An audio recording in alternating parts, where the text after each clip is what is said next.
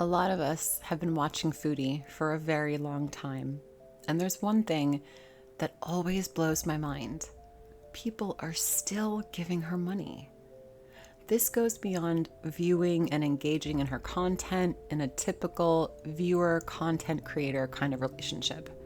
Ever since moving to the Middle East, her grift game has grown and blossomed into what it is today, consistent and blatant scamming and grifting of her audience, going so far as to ask them to fund her a financial nest egg. We could go on for days about her many scams over the years, but let's just focus on her donors. After being proven over and over that Foodie is the worst kind of beggar, there's still a group of beezers happily handing her money. And I'm not talking about a few confused viewers who don't know any better, because those elderly ladies do exist and they are her bread and butter. Those women are incredibly naive and are easily manipulated by Foodie and her sycophants. I shudder to think how often those women get scammed in the real world.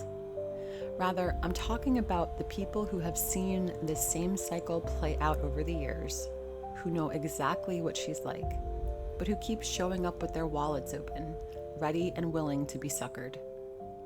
So let's actually talk about why these people still continue to give her money. Because it's not as simple as they're just dumb or they don't see what we see. They do see it, at least most of them do. But something else keeps them stuck in a cycle of ingratiating financial support. So let's dig in. Foodie's entire online career runs on the illusion of intimacy. She overshares everything, from her body to her medical conditions, her finances or lack thereof, to her meltdowns, and that makes her audience feel like they actually know her. For those people, she's not performing, she's just being herself. That raw, unfiltered messiness is her brand, and she has been capitalizing on that for years.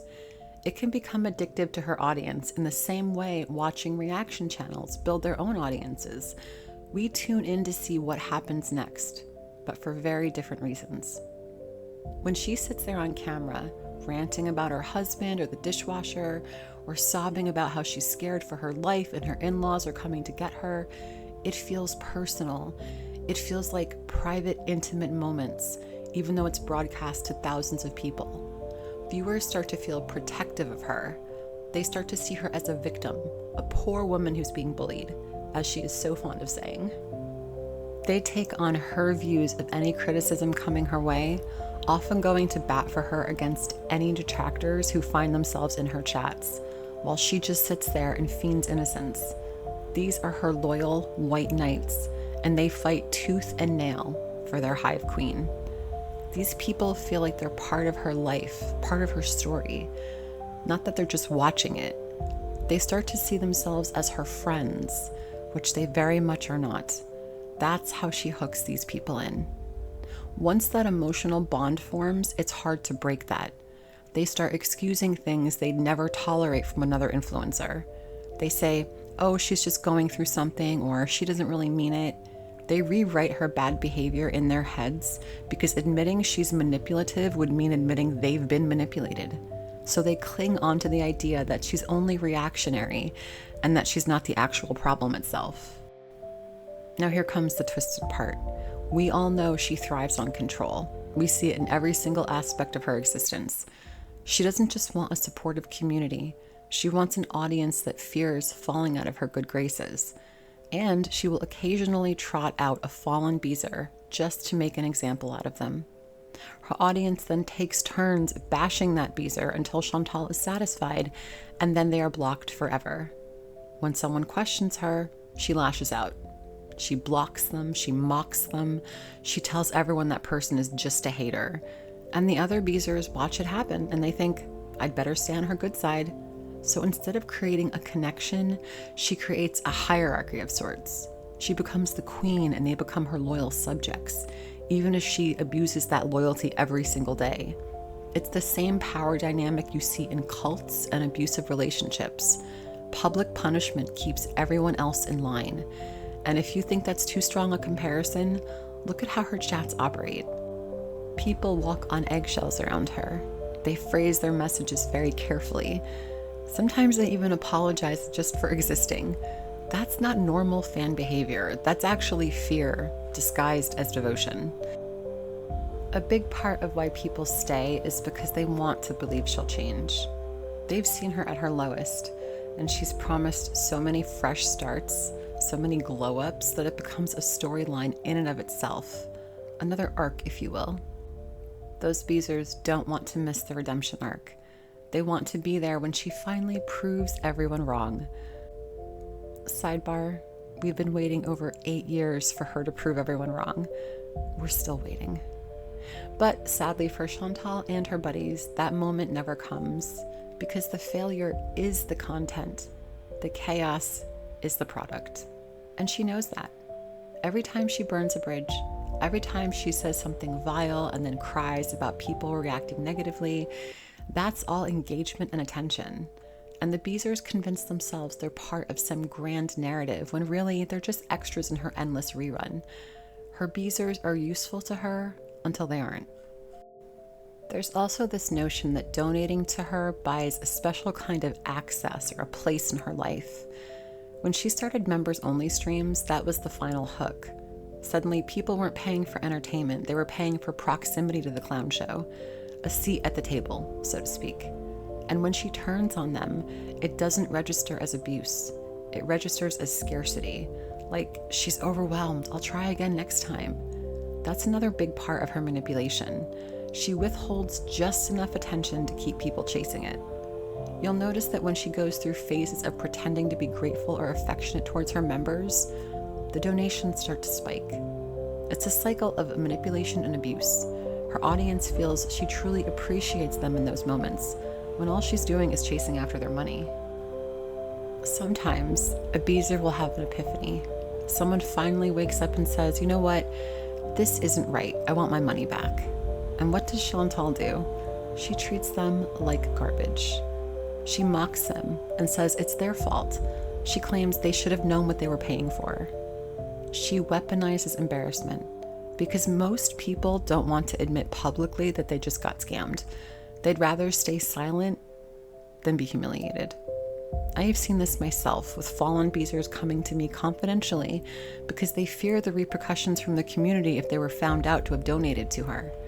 That silence actually works in her favor. It keeps others from speaking out, because if you see her tearing into someone just for asking for a refund, you're probably going to think twice before doing the same thing.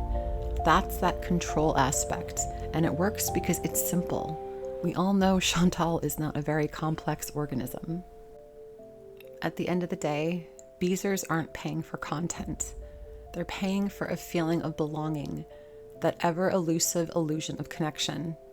They hope Foodie will get it together one day to own her haters. They enjoy the thrill of being part of something chaotic. Seeing these people trauma dump in her chat for months or sometimes years on end shows us just how lonely and desperate some people are. Foodie has recognized this over the years and offers a twisted island of misfit toys for these people, where they can let all their hedonistic personality traits loose. What is playing out in real time is emotional gambling. You keep putting money in, waiting for the moment it all turns around, waiting for that return on your investment, even though deep down, you know it's never gonna come. Foodie figured out a long time ago that cruelty and manipulation doesn't cost her anything. It actually makes her money. As long as people keep mistaking attention for affection, she'll keep cashing in on it. But that only works because some people keep showing up, paying for that privilege of being mistreated. One thing that amuses me personally is the fact that some of us lay out her manipulation in an easy to digest format, either through live streams or commentary videos like this one on YouTube. The information is readily available for anyone who has an open mind and does not want to be scammed publicly by a well-documented grifter. We cannot lay out the ways she uses and abuses her audience any clearer. Yet those being suckered will stand by her flimsy explanations because they want so desperately to belong somewhere. There are other communities out there who do not abuse their audience, and I do truly hope these people can find better, more supportive communities, because Chantal's chat is not the place. At some point, the cycle doesn't just belong to her anymore. It belongs to all of us who feed it. Reaction channels are not exempt from this. So that is my question to you, my friends. In the foodie beauty circus, who do you think is ultimately responsible for this phenomenon? Is YouTube to blame? Is Chantal solely to blame? Do you feel her audience has enabled her for so long that they've moved from being an NPC, a non-playable character, to a participating, supporting actor in this melodrama of her life? Do you think the reaction channels help fuel this parasocial manipulation between her and her audience in a kind of us versus them sort of way? I'd love to know what you guys honestly think about the Gorlworld environment, which we choose to invest in. It is my opinion that her chat is hoping to buy her loyalty, but in actuality, they're just funding her continued bad behavior and ultimately her wrath. Thank you so much for watching, friends. I'll see you in the next one.